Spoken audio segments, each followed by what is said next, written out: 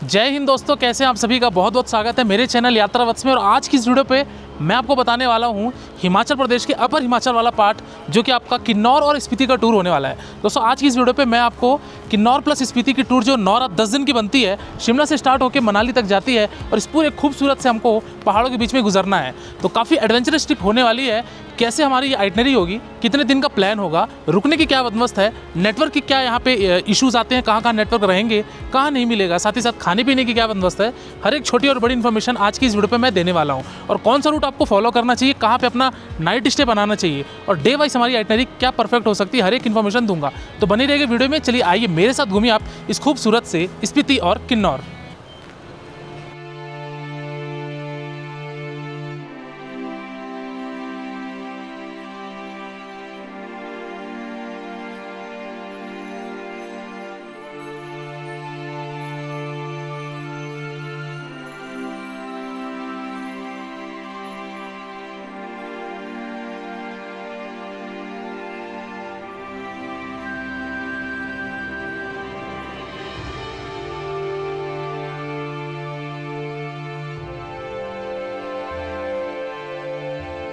चलिए दोस्तों बात करते हैं कि ये स्पीति किन्नौर की ट्रिप करने के लिए हमारी यात्रा शुरू कहां से होती है और इसकी यात्रा की लास्ट यानी कि एंड कहां पे होती है। बात किया जाए कि जो हमारी यात्रा शुरू होती है वो शिमला से स्टार्ट होती है। शिमला होते हुए किन्नौर स्पीति करते हुए मनाली करते हुए वापस आप चंडीगढ़ पे ड्रॉप ले सकते हैं। तो अल्टीमेटली कहने का मतलब ये है कि आप देश के जिस भी शहर से, जिस भी राज्य से आ रहे हैं, उसके लिए आपको सबसे पहले चंडीगढ़ आना पड़ेगा, क्योंकि चंडीगढ़ में ही आपका रेलवे स्टेशन भी है। साथ ही साथ अगर आप बाई एयर आ रहे हैं तो आपको चंडीगढ़ में एयरपोर्ट भी देखने को मिलेगा, जो कि शिमला का नजदीकी बड़ा एयरपोर्ट है। तो आप बाई ट्रेन, बाई रोड या फिर बाई फ्लाइट आना चाहते हैं तो चंडीगढ़ आ जाइए। और चंडीगढ़ से आपका जो डे नंबर 1 होगा, पहले दिन आप चंडीगढ़ से शिमला आ जाइए, क्योंकि चंडीगढ़ से शिमला केवल 3 घंटे का रास्ता होता है, जो कि 110 किलोमीटर की दूरी है। तो आप पहले दिन अपना शिमला में स्टे कीजिए। शाम के वक्त में आप थोड़ा सा टाइम एक्सप्लोर करने के लिए शिमला के मॉल रोड को घूम सकते हैं और शिमला के मॉल रोड घूम के आप डे नंबर 1 पे अपना पहला रात इस तरीके से विश्राम कीजिए। तो अल्टीमेटली कहने का मतलब ये है कि स्पीति किन्नौर की ट्रिप अगर आप स्टार्ट करना चाहते हैं, चंडीगढ़ से आपकी जर्नी स्टार्ट होगी और ये पूरा सर्किट कंप्लीट करके आप मनाली होते हुए लास्ट डे वापस चंडीगढ़ पे आ जाएंगे। अभी आगे मैं आपको डे वाइज आइटनरी बताऊंगा कि किस दिन पे क्या क्या चीजें हमको एक्सप्लोर करना है। लेकिन अगर इस स्पीति किन्नौर की ट्रिप अगर आप करना चाहते हैं तो आप ये ध्यान में रखिए कि आपके पास 9 से 10 दिन का समय अवश्य होना चाहिए, जो कि चंडीगढ़ से लेकर चंडीगढ़ तक की रहेगी। तो चलिए अब डे नंबर 1 हमारा शिमला में, जैसा कि मैंने बताया, आप आइए और उस दिन आप डे नंबर 1 पे अपना स्टे बना लीजिए। बात करते हैं दोस्तों हम डे नंबर 2 की, जो कि डे नंबर 2 हमारा रहेगा शिमला से लेके सांगला स्टे। दोस्तों डे नंबर 2 हमारा रहता है शिमला से हम प्रस्थान करेंगे। अब आज हमारा जो पॉइंट रहेगा यानी कि नाइट स्टे रहेगा वो रहेगा सांगला। अभी समय पे मैं हूँ शिमला पे और शिमला से अभी हम लोग 220 किलोमीटर की अराउंड जर्नी तय करके जाएंगे सांगला, और सांगला में स्टे रहेगा। तो बेसिकली जो डे नंबर 2 होता है शिमला से हमारा सांगला का, वो जर्नी होता है। एक आध पॉइंट बीच में पड़ेंगे, तो अभी मैं वीडियो में आगे आपको दिखाऊंगा और ये भी बताऊंगा कि वहाँ पे कौन से पॉइंट्स हैं और सांगला हम कितने बजे पहुँचते हैं, क्या क्या इन रास्तों पर हमको मिलेंगी, सारी चीज़ों को मैं अभी आगे चल के आपको दिखाता हूँ। शिमला से दोस्तों जब सांगला जाते वक्त बीच पे नारकंडा पड़ता है और इस पूरे रूट में आपको, अभी अगर आप अगस्त के बाद आते हैं तो देख सकते हैं यहाँ पे पूरे एप्पल की खेती हुई है। ये जो वाइट वाइट आप देख रहे होंगे नीचे, ये एक्चुअली नेट डाला गया है, क्योंकि यहाँ पे जो कुछ पक्षियाँ होती हैं वो सेब को ख़राब कर देते हैं। तो इस तरीके से पूरे एप्पल के गार्डन देखने को मिलेंगे और सांगला में हमको ओपन एप्पल ट्री भी देखने को मिलेगा। तो जब मैं सांगला पहुँचूँगा तो वहाँ के भी एप्पल गार्डन्स को दिखाऊँगा और ताज़े ताज़े फ्रूट्स के क्या रेट है वहाँ पे, वो भी आगे मैं दिखाऊंगा आपको। दोस्तों ये आता है शिमला से 70 किलोमीटर के बाद यहाँ पे एक नारकंडा, जो कि ये भी एक हिल स्टेशन ही है। और विंटर के टाइम पे यहाँ पे काफ़ी टूरिस्ट आते हैं, इवन 1 नाइट स्टे भी लेते हैं। ये पूरी एरिया में दोस्तों यहाँ पे बर्फ़ होती है, जो आप देख रहे हैं इस पूरे एरिया में रोडों पर बर्फ़ होती है। यहाँ पे 4x4 व्हीकल्स आती है और काफ़ी टूरिस्ट यहाँ पे विंटर के टाइम पे होते हैं। तो यहाँ पे भी आपको ऑन द वे मिलेगा, तो आप कुछ समय रुक के यहाँ पे पॉइंट्स को देख के आगे बढ़ सकते हैं। दोस्तों नारकंडा के बाद जब आप अपनी जर्नी आगे की तरफ करेंगे, यानी कि रामपुर की तरफ जाएंगे, तो यहाँ से नारकंडा से आपको रास्ता और भी ज्यादा ब्यूटीफुल देखने को मिलेगा, क्योंकि यहाँ पे जो नेचुरल माउंटेन और वाइब्स हैं वो बहुत ही ज्यादा खूबसूरत होती है। तो इन सब रास्तों का आप आनंद उठाते हुए नारकंडा से फाइनली आगे की तरफ पहुंचेंगे।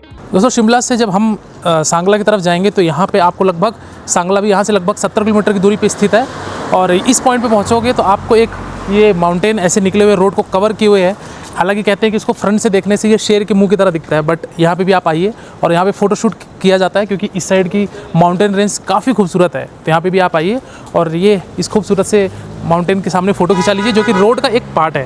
तो यहाँ आकर आगे निकल चलिए अपने सांगला की तरफ। दोस्तों चौरा का ये खूबसूरत सा दृश्य देखने के बाद आगे बढ़ेंगे तो एक बहुत ही ज़्यादा फेमस मंदिर आता है, जो कि है यहाँ का तारणा माता का मंदिर। दोस्तों ये तारणा माता का मंदिर मेन हाईवे पे ही बना हुआ है। यहाँ पे आप रुक के माता जी के मत्थे टेकिए। दोस्तों तारणा देवी माता कहा जाता है कि ये स्पीति किन्नौर की रक्षक हैं, जो कि इन माता के दर्शन हर एक ड्राइवर, हर एक टूरिस्ट करता है, उसके बाद ही अपनी यात्रा को आरंभ करते हैं।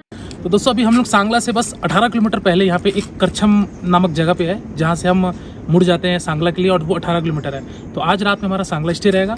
अभी चल के मैं आपको दिखाता हूँ। लगभग हमको टोटल 8.5 घंटे की जर्नी हो गई शिमला से अभी तक, क्योंकि रास्ते कहीं कहीं ख़राब भी थे, थोड़े ट्रैफिक जैम भी थे। वो सब टाइम को मिला के 8.5 घंटे लगे। अब यहाँ से 1 घंटे हमको भी और लगेंगे सांगला जाने में। तो दोस्तों फाइनली हम लोग यहाँ सांगला में होटल पे पहुँच गए हैं, और यहाँ पे इस तरीके का आपको डिसेंट और यूनिक रूम देखने को मिल जाएगा, जो कि स्पेशियस तो है और खूबसूरत भी है, और यहाँ से व्यू मिलेगा, लेकिन वो मॉर्निंग में मिलेगा। तो अभी मैं आपको व्यू नहीं दिखा सकता, मॉर्निंग होगी तो यहाँ से मैं आपको दिखाऊंगा। और नीचे यहाँ से एप्पल गार्डन भी है, मुझे दिख रहा है, आपको शायद अभी इसमें कैमरे में ना दिख रहा हो। चलिए अभी फिलहाल के लिए रेस्ट करते हैं, क्योंकि रात के 7 बज चुके हैं। अब डिनर करके यहाँ पे रेस्ट करेंगे। यहाँ पे होटल की अगर टैरिफ की बात की जाए दोस्तों, तो यहाँ पे पर पर्सन सिस्टम चलता है, और इस तरीके के यहाँ पे आपको डबल बेडरूम की बात की जाए तो 2500 से 3000 रुपये में इंक्लूडिंग ब्रेकफास्ट एंड डिनर मिल जाएंगे। लेकिन सीजन के टाइम पे, यानी कि अक्टूबर नवंबर के टाइम पे थोड़े से इनके रेट जो होते हैं वो और हाई हो जाते हैं, लगभग 3500 से 4000 भी हो जाता है। तो इस तरीके से यहाँ पे नॉमिनल मिलते हैं। ऑफ सीजन में अगर आप आएंगे तो 2500 से 30,000 का आराम से आप बजट पकड़ के चलिएगा इन सभी डेस्टिनेशंस में। तो दोस्तों गुड मॉर्निंग। अभी हम लोग आप डे नंबर 3 पे सांगला से अब जाएंगे आज चितकुल के लिए। सांगला से जो चितकुल की डिस्टेंस है दोस्तों, वो अप्रॉक्सीमेटली 25 किलोमीटर की पड़ती है। लेकिन ये 25 किलोमीटर को तय करने में हमको लगभग 1 घंटे से 1.25 घंटे का समय लगता है। इसका रीज़न ये है दोस्तों, क्योंकि रोड ही नहीं है, काफ़ी उबड़ खाबड़ रोड है, जिसकी वजह से समय ज़्यादा लगता है। तो टोटल 25 किलोमीटर तय करके चितकुल पहुँचेंगे, और चितकुल पहुँच के मैं आपको दिखाऊंगा कि चितकुल में कौन कौन से पॉइंट्स हैं यहाँ पे हमको देखने को मिलेंगे।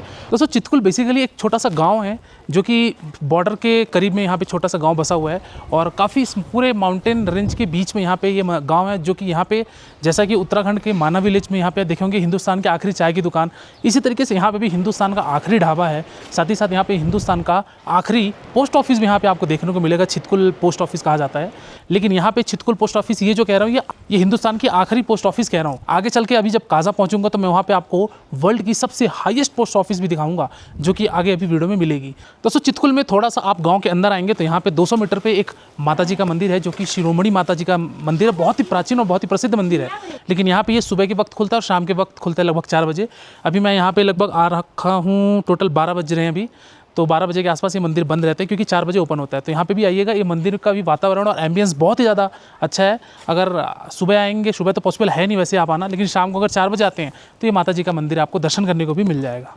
कट करो दोस्तों। अभी इस समय पे मैं हूँ यहाँ पे चितकुल पे, जो कि मेरे पीछे देख सकते हैं यहाँ पे आर्मी का कैंप है, जो कि इंडो तिब्बतियन बॉर्डर है यहाँ से। तो दोस्तों ये लास्ट पॉइंट है, इसके आगे आर्मी के कैंप है करके हमको आगे नहीं जाने दिया जाता। तो यहाँ पे आ सकते हैं चितकुल में। और मेरे पीछे इधर देखेंगे फ्रंट साइड में भी बहुत खूबसूरत सा पूरा माउंटेन व्यू नज़र आ रहा है, और बगल में यहाँ पे बसपा रिवर इसको बोला जाता है। ये बसपा रिवर आगे जाके सतलज रिवर में मर्ज हो जाती है, और वो आगे जाकर व्यास रिवर में मर्ज होती है। तो इस तरीके से आप आइए यहाँ चितकुल में 2 किलोमीटर आगे आइएगा तो ये भी एक एरिया है जो कि काफ़ी खूबसूरत सा है। कुछ टूरिस्ट यहाँ पे अगर सांगला में अगर शाम को जल्दी पहुँच जाते हैं तो वो लोग यहाँ पे चितकुल में ही आगे डायरेक्टली स्टे ले सकते हैं। चितकुल में जो आपको टेंट ऑप्शन मिलते हैं स्टे के, साथ ही साथ कुछ यहाँ पे होटल्स भी देखने को मिल जाएंगे। तो इस तरीके की यहाँ पे देख सकते हैं कैंपिंग होती है, और यहाँ पे आपको बॉन्ड फायर, जिप लाइन और आपको जो भी पार्किंग वगैरह की सारी बंदोबस्त यहाँ मिल जाती है इस टेंट पे। यहाँ पे अगर कॉस्ट की बात की जाए, टेंट पे अगर आप स्टे लेना चाहते हैं तो डबल शेयरिंग हिसाब से अगर आप लेते हैं तो मान के चलिए 1800 से 2000 रुपये प्रति व्यक्ति रहेगा, जिसमें आपका ब्रेकफास्ट और डिनर इसमें इंक्लूड रहेगा। और इस तरीके से आप यहाँ के अपना चितकुल में टेंट स्टे भी ले सकते हैं। तो बेसिकली सांगला स्टे और चितकुल स्टे ही यहाँ पे होता है बेसिकली, और यहाँ पे इस तरीके से ऑप्शंस होती हैं। और आपका जैसा बजट है, अगर यहाँ पे आप आएंगे तो ज़्यादा बेटर है, क्योंकि यहाँ से जो पीछे का सीनरिक व्यू है वो बहुत ही खूबसूरत है।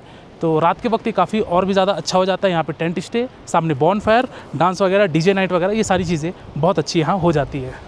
दोस्तों इस पूरे किन्नौर या फिर स्पीति टूर पे आप जब भी जाएं तो कैश आप सफिशिएंट अमाउंट में कैरी कीजिएगा, क्योंकि यहाँ पे एटीएम्स तो हैं वैसे कहीं कहीं, बट ये है कि इसमें आपका नेटवर्क का इशू, कहीं कैश ना होना, या फिर अगर आप यूपीआई के भरोसे आ रहे हैं तो दोस्तों यूपीआई में भी आपको प्रॉब्लम्स हो सकती है, नेटवर्क फेलियर। क्योंकि कल रात से सांगला में मैं था, तब से यहाँ पे नेटवर्क चला गया, लॉस्ट हो गया। हालांकि यहाँ पे एयरटेल जियो का सिम सांगला में तो प्रॉपर है, लेकिन आगे जब स्पीति की टूर हम करेंगे, आगे पहुँचेंगे काजा साइड, तो वहाँ से आगे आपको टोटल नेटवर्क जीरो दिखेगा। तो इसलिए आप कैश सफिशिएंट अमाउंट में कैरी कीजिएगा, जिससे आपको कहीं भी तकलीफ ना हो। एटलीस्ट होटल की पेमेंट, खाने पीने की पेमेंट और जो भी आपको खरीदना हो उसके लिए आप कैश रखिए। शिमला पहुँचने के बाद या फिर मनाली पहुँचने के बाद तो आप UPI चला ही सकते हैं। तो इस तरीके से दोस्तों आप चितकुल यहाँ पे आइए और कुछ समय यहाँ पे एक्सप्लोर कीजिए। लगभग 1 से 1.5 घंटे का आपको समय लगेगा सभी पॉइंट्स को घूमने में।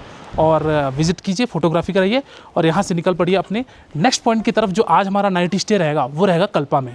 तो दोस्तों चितकुल घूमने के पश्चात मैं निकल पड़ा। आज अपना जो तीसरा नाइट रहेगा हमारा वो रहेगा कल्पा में। लेकिन चितकुल से कल्पा जाने के लिए 2 घंटे का समय लगा, क्योंकि यहाँ पे रास्ते भी थोड़े से खराब थे। और मैं कल्पा पहुंचकर सबसे पहले कल्पा के साइड सीइंग को किया और उसके बाद जो तीसरा रात रहा मेरा वो मैं कल्पा में स्टे किया। तो कुल मिला के हमारा तीसरा नाइट कल्पा में स्टे रहेगा। चलिए आइए मैं आगे चल के दिखाता हूँ कि कल्पा पहुंचकर मैं यहाँ पे कौन कौन से साइड सीइंग को एक्सप्लोर किया। दोस्तों अभी हम लोग आ चुके हैं कल्पा के इस एक पॉइंट पे जिसको सुसाइड पॉइंट बोला जाता है। यहाँ से कम 6 लोग ने भी सुसाइड किया, इसलिए इस जगह का नाम सुसाइड पॉइंट दे दिया गया है। और यहाँ पे ये देख सकते हैं येलो कलर की रेलिंग भी लगा दी गई है। यहाँ से आप देखेंगे नीचे का व्यू बहुत ज़्यादा गहरा है, इतना गहरा कि कल्पना नहीं की जा सकती, इतना नीचे है। तो यहाँ पे आप आइए सुसाइड पॉइंट पर और कुछ समय यहाँ बिताकर अब हम कल्पा के मेन पॉइंट पे जाएंगे, जो कि आएगा आपका यहाँ पे रोगी विलेज। रोगी विलेज दोस्तों आपको शायद कैमरे में दिख रहा होगा, वो सामने जो टावर है और छोटे से गाँव है। तो अभी चल के मैं आपको दिखाता हूँ कि रोगी विलेज में कैसे वहाँ पे एक छोटा सा गांव जो कि पूरा मंदिर के रूप में है, बहुत ही खूबसूरत सा है। और मेरे पीछे देख सकते हैं ये कल्पा के बड़े बड़े चट्टान, बड़े बड़े पहाड़ और काफ़ी खूबसूरत सा यहाँ पे नज़ारा है। तो चलिए कल्पा चलकर अब मैं रोगी विलेज का भी दृश्य आपको दिखाता हूँ। दोस्तों अभी इस समय पे मैं हूँ यहाँ पे कल्पा के अंतर्गत एक रोगी नामक विलेज में। जैसा कि मैंने आपको बताया कि रोगी विलेज में ये खूबसूरत सा विलेज है। यहाँ पे दोस्तों आपको टेंपल देखने को मिलेगा, जो कि काफ़ी पुराना और प्राचीन मंदिर है। यहाँ पे विष्णु जी का यानी कि नारायण जी का मंदिर है। तो अभी यहाँ पे जैसा कि मैंने बताया कि यहाँ के मंदिर दोपहर पे क्लोज़ होते हैं, शाम को और केवल सुबह ही ओपन होते हैं। तो यहाँ पे इस तरीके से यहाँ से एंट्री है और काफ़ी थोड़ा सा जो जहाँ पे पार्किंग एरिया से लगभग आपको यहाँ पे 300-400 मीटर चल के आना पड़ेगा नीचे डाउन की तरफ। जाते टाइम हमको चढ़ाई पड़ेगी। तो ये एक छोटा सा खूबसूरत सा गाँव है और अगर आप इधर आएंगे देखेंगे तो यहाँ से भी आपको पूरे माउंटेन व्यू का नज़र आएगा। और यहाँ से आप गाँव के लोग हैं, यहाँ पे कंस्ट्रक्शन भी काफ़ी चल रहा है, आज भी लोग घर बना रहे हैं। और कुल मिला के कहने इतना शांत एरिया है, यहाँ पे आकर आप गांव वालों से बातचीत करके रख सकते हैं, यहाँ का रहन सहन पूछ सकते हैं और कुछ समय बिताकर यहाँ पे कम से कम आधे घंटे का समय दीजिए और उसके बाद आप कल्पा में स्टे कीजिएगा। तो अल्टीमेटली ये कि जो आज हमारा डे नंबर 3 है, तो आज हम सांगला से चले, चितकुल के सभी साइड सीइंग को किए और साइड सीइंग करने के बाद आज हम कल्पा आगे कल्पा के 1-2 पॉइंट्स को जो भी एक्सप्लोर है किए मेजर पॉइंट्स को, और उसके बाद फिर हम लोग आज अपना नाइट स्टे कल्पा में करेंगे। दोस्तों आपको इस तरीके से यहाँ पे कल्पा पे होटल देखने को मिल जाएंगे, जो कि है तो ये होम स्टे और होटल्स दोनों, बट यहाँ पे आपको फिर भी डिसेंट रूम मिल जाएंगे और वॉशरूम भी काफ़ी नीट एंड क्लीन और हाइजीनिक है। तो इस तरीके से आप आ सकते हैं और यहाँ से आपको विंडो से ये बैक व्यू दिखेगा माउंटेन का, प्लस आपको एप्पल गार्डन का। और फ्रंट व्यू की बात की जाए तो यहाँ से आपको ये फ्रंट व्यू दिखेगा, जो कि पूरे माउंटेन का और किन्नर कैलाश का व्यू देखने को मिलेगा। अब बात करें कि कॉस्ट की, इसकी कॉस्ट जो पड़ती है आपको, जैसा कि मैंने बताया कि किन्नौर स्पीति टूर पे पर पर्सन वाला सिस्टम चलता है। तो यहाँ पे आपको 1500 रुपये से ब्रेकफास्ट और डिनर के साथ यहाँ पे फूडिंग लॉजिंग देखने को मिलेगी। अगर आप 2 लोग हैं तो 3000 रुपये का आपको कॉस्टिंग पड़ेगा लगभग। तो इस तरीके से यहाँ पे कल्पा के एक छोटे से टाउन पे या फिर गाँव के लीजिए यहाँ पे स्टे कर सकते हैं। और इसका नेक्स्ट डे कल हम सुबह निकलेंगे यहाँ से सीधे ताबो के लिए। तो चलिए आज के लिए फिलहाल विश्राम करते हैं, टाटा बाय बाय। तो दोस्तों डे नंबर 4 आज हम निकलेंगे कल्पा से नाको देखते हुए ताबो में स्टे रहेगा। कुल मिलाकर आज हमारा जो चौथा रात रहेगा वो ताबो में स्टे रहेगा। अब कल्पा से निकलते वक्त हमको ताबो तक पहुंचने के लिए बीच में कौन कौन से पॉइंट्स आएंगे आज के दिन पे हम ये जिक्र करेंगे। दोस्तों आज सुबह हम लोग यहाँ निकले कल्पा से, अब जा रहे हैं हम लोग आज नाको करते हुए ताबो। सबसे पहले ये बताना चाहूँगा कि जब आप कल्पा से निकलेंगे तो आपको बीच में एक पू नामक स्थान के आगे आपको एक स्थान पड़ेगा, ये ब्रिज पड़ेगा जहाँ पे इसको खाप बोला जाता है। इस खाप में दोस्तों यहाँ पे बेसिकली मेरे पीछे देख सकते हैं 2 नदियों का संगम है, जिसमें से पहली नदी जो है जो नीचे से आ रही है, जिस ब्रिज पे मैं खड़ा हूँ, ये है हमारी दोस्तों सतलज नदी। और उस साइड से जो दोस्तों आ रही है वो नदी का नाम है स्पीति नदी, जो कि अब पूरे हमारे स्पीति टूर पे यही देखने को मिलेगा। दोस्तों इस ब्रिज पे जो मैं खड़ा हूँ ये एक प्रकार से बॉर्डर है हमारा किन्नौर जिले का, और अब आगे स्टार्ट जो हो रहा है ये आप फ्रंट में देख सकते हैं। ये वाला जो एरिया है दोस्तों अब यहाँ से स्टार्ट हो जाता है हमारा लाहौल स्पीति डिस्ट्रिक्ट हिमाचल प्रदेश का। तो इस तरीके से यहाँ पे 2 नदियों का संगम है और मैं भी आपको दिखाता हूँ नदियों का संगम। ये है वो जो वहाँ से आ रही है वो है स्पीति नदी, क्योंकि इस रूट से अभी स्पीति को हम जाएंगे और वो स्पीति से ही आ रही है। और ये ब्रिज के नीचे से जो ये आ रही है ये नदी है सतलज नदी, और ये दोनों का यहाँ पे संगम है। और ये जो जगह का नाम है इसको खाप बोला जाता है, KHAB। तो इस तरीके से दोस्तों यहाँ पे आप आइए और कुछ समय बिताइए, क्योंकि यहाँ से अब आपको पूरे टकले पहाड़ देखने को मिलेंगे। अब हरियाली वाली पहाड़ ख़त्म हो गई है, तो यहाँ पे आइएगा। और आज हल्की सुबह से रिमझिम बारिश है, तो अपने साथ हमेशा ये छाता ज़रूर कैरी कीजिएगा, क्योंकि कब आपको ज़रूरत पड़ जाए इसका कोई ठिकाना नहीं है। दोस्तों जैसे ही आप अपना किन्नौर डिस्ट्रिक्ट खत्म करके आप लाहौल स्पीति डिस्ट्रिक्ट में लगते हैं, तो यहाँ पे आपको सारे टकले पहाड़ देखने को मिलेंगे, जो कि इस पहाड़ को देखने के लिए आपका जिगरा भी होना चाहिए, क्योंकि नीचे देखेंगे तो बहुत ही ज्यादा खाई यहाँ पे है। तो इस तरीके से टकले पहाड़ जो कि बहुत ही ब्यूटीफुल लगते हैं, ये पूरा आपको फील आएगा जैसे कि आपको लेह लद्दाख जाते वक्त जो रोड मिलते हैं उस तरीके का यहाँ पे आपको फील आएगा। तो चलिए आगे बढ़ते हैं और आगे चल के मैं आपको और भी चीजें दिखाता हूँ। तो दोस्तों अभी फिलहाल मैं कल्पा से 110 से 120 किलोमीटर ट्रैवल करके फाइनली पहुँच चुका हूँ इस एरिया पे, जो कि पूरे पहाड़ के बीचों बीच में बसा हुआ ये है हमारा नाको विलेज। तो जैसा कि मैंने बताया था दोस्तों, नाको घूम के हम ताबो आज स्टे लेंगे। तो नाको में दोस्तों बेसिकली 2 फेमस पॉइंट है। एक तो हमारे सामने यहाँ पे देख सकते हैं, ये है मोनेस्ट्री जिसको बोला जाता है हंगरंग मोनेस्ट्री। ये हंगरंग मोनेस्ट्री, ये वाली जो मोनेस्ट्री देख रहे हैं बैक साइड में, ये आपकी दोस्तों न्यू मोनेस्ट्री है। और ये अपोजिट साइड में यहाँ पे ये वाली जो देखेंगे बिल्डिंग आपको दिख रही है मोनेस्ट्री की, ये आपकी पुरानी मोनेस्ट्री है। और इसके बाद यहाँ से हम चलेंगे, यहाँ पे एक लेक है जिसको नाको झील के नाम से बोला जाता है, नाको लेक बोला जाता है, तो वहाँ भी जाएंगे। उसके लिए थोड़ी सी आपको ट्रैक करनी पड़ेगी। तो दोस्तों अभी हम लोग यहाँ पे लगभग 700 से 800 मीटर पैदल चल के आए, ऐसे पथरीले रास्ते बने हुए थे। और मैं यहाँ पे भी फिलहाल आ चुका हूँ नाको लेक पे। एक छोटा सा लेक है, यहाँ पे बोटिंग होती है, वहाँ पे आप देख सकते हैं, शायद आपको कैमरे में दिख रहा होगा, वहाँ पे बोटिंग होती है जो कि 100 रुपये पर पर्सन के हिसाब से लेते हैं। लेकिन अभी इस समय पे बोटिंग फिलहाल के लिए बंद है, और जब बोट चालू होता है तो आप कर सकते हैं। तो एक छोटा सा झील है नाको लेक, जो कि कभी ना सूखने वाला झील है, काफ़ी नीला इसका कलर है और जो कि कभी सूखता नहीं है। और इस पूरे माउंटेन के बीच में एक लेक है, जैसे कि सिक्किम में लाचेन के अंदर आप देखे होंगे गुरुडोंगमार लेक में काफ़ी बड़ा लेक है, जो कि कभी ना सूखने वाला लेक है। इसी तरीके से ये भी एक इतने हाई एल्टीट्यूड पर होने के बावजूद भी ये लेक आपको देखने को मिलेगा। तो ये सारी चीज़ें आपके लिए अनोखे दृश्य मिलेंगे इन सब रास्तों पे जब आप नाको पहुंचेंगे। तो दोस्तों इस पूरे हिमाचल के जो किन्नौर और स्पीति का टूर बनता है, जो कि 8 रात 9 दिन या 9 रात 10 दिन का बनता है, कस्टमाइज प्लान भी आप बना सकते हैं। तो अगर आप दोस्तों बाई रोड यात्रा करना चाहते हैं, यानी कि बाइक के थ्रू करना चाहते हैं, तो दोस्तों आपको शिमला से बाइक रेंट पे मिलेगी और वहाँ से भी आप ये पूरी ट्रिप को कंप्लीट कर सकते हैं। पूरी सर्कल जो होती है शिमला टू किन्नौर, स्पीति और वापस मनाली, और मनाली से वापस चंडीगढ़ ड्रॉप। तो इस तरीके का भी आप कंप्लीट आइटनरी अपनी बाइक के थ्रू भी कर सकते हैं। बाइक का आपको पर डे पे वहाँ पे हिमालयन बाइक या फिर रॉयल एनफील्ड बाइक मिल जाती है, जो कि 1500-1200 रुपये तक के आपको पर डे का चार्ज होता है। फ्यूल आपकी रहेगी, बाकी सारी चीज़ें एकोमोडेशन वो आपका अलग रहेगा। तो अगर आप बाइक ट्रिप बनाना चाहते हैं तो इस तरीके से बाइक का भी ग्रुप निकलता है, जो कि आपका एक उसमें क्रू मेंबर भी ऐड होता है, जिसमें बड़ी गाड़ियाँ लेके सुमो बोलेरो में आपके लगेज लेके इस पूरे ट्रिप में आपको साथ करवाता है। तो इस तरीके से आप बाइक में करना चाहते हैं तो ये भी आपके पास ऑप्शन आता है। दोस्तों इस पूरी ट्रिप में जो भी आपको मैं बता रहा हूँ कि किन्नौर स्पीति ये ट्रिप में अगर आप पैकेज लेके घूमना चाहते हैं तो डिस्क्रिप्शन बॉक्स में दोस्तों आपको नंबर है, वहाँ पे जाके कॉल करके जो भी आपको पैकेज इंक्वायरी चाहिए आप ले सकते हैं।